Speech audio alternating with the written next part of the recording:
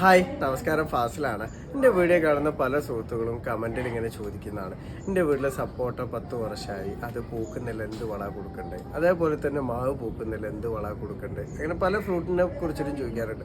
ആ പലരും ചിന്തിക്കുന്ന ഓരോ ഫ്രൂട്ടിനും ഓരോ രീതിയിലാണ് പൂക്കാൻ വളം കൊടുക്കേണ്ടത്. അങ്ങനെയല്ല കേട്ടോ. കാരണം എല്ലാ ഫ്രൂട്ടിനും പൂക്കാൻ വേണ്ടിയിട്ട് ആവശ്യമായിട്ടുണ്ട് ഫോസ്ഫറസ്, അതേപോലെ പൊട്ടാസ്യം, അതേപോലെ മറ്റു സൂക്ഷ്മ മൂലങ്ങൾ, ഇതൊക്കെ തന്നെയാണ് ആവശ്യമായിട്ട് വേണ്ടത്.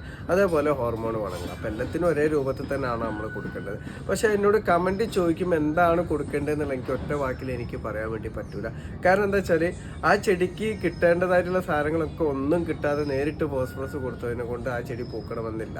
അതേപോലെ നേരിട്ട് പൊട്ടാസ്യം കൊടുത്തതിനെ കൊണ്ട് ആ ചെടി പൂക്കണമെന്നില്ല. അപ്പോൾ അവരെന്തൊക്കെ വളങ്ങളാണ് മുമ്പ് കൊടുത്തിട്ടുള്ളത്, അവിടെ മണ്ണ് എങ്ങനെയാണ്, വെയിൽ കിട്ടുന്ന സ്ഥലത്താണോ നട്ടത്, അതേപോലെ മണ്ണിലാണോ പോട്ടിലാണോ നട്ടത്, അവരെങ്ങനെയാണ് വളം കൊടുത്തു വരുന്നത്, വെള്ളം എങ്ങനെയാണ് കൊടുക്കുന്നത്, ഇതൊക്കെ അറിഞ്ഞാൽ മാത്രമേ പൂക്കാൻ വേണ്ടിയിട്ട് നമ്മൾ ഇനി എന്താണ് ചെയ്യേണ്ടതെന്നുള്ള നമുക്ക് പറയാൻ വേണ്ടിയിട്ട് പറ്റുള്ളൂ. അതേപോലെ പ്ലാന്റിൻ്റെ ഒരു ഫോട്ടോ കൂടി നമുക്ക് കാണണം, എന്നാലേ പറയാൻ വേണ്ടി പറ്റുള്ളൂ. അല്ലാതെ ഒരു കാരണവശാലും നമ്മളിപ്പോൾ കമൻറ്റിൽ എൻ്റെ മാവ് പൂക്കുന്നില്ല, അല്ലെങ്കിൽ ഇത്ര വർഷമായി പൂക്കുന്നില്ല എന്ന് പറഞ്ഞാൽ എനിക്കൊന്നും പറയാൻ വേണ്ടി പറ്റൂല. കാരണം വെറുതെ വേണമെങ്കിൽ പറയാം, ഇന്ന വളം കലക്കിയിട്ട് ഒഴിച്ചു കൊടുത്താൽ മതി, അല്ല ഇന്ന വളം ഇട്ട് കൊടുത്താൽ മതി. പക്ഷേ അതിൽ വലിയ കാര്യം ഉണ്ടാവില്ല. നമ്മൾ കറക്റ്റ് സ്റ്റാർട്ടിങ് മുതലേ റെഡിയാക്കി വന്നാൽ മാത്രമേ അതിൻ്റെ ഗുണം നമുക്ക് കിട്ടുള്ളൂ കേട്ടോ.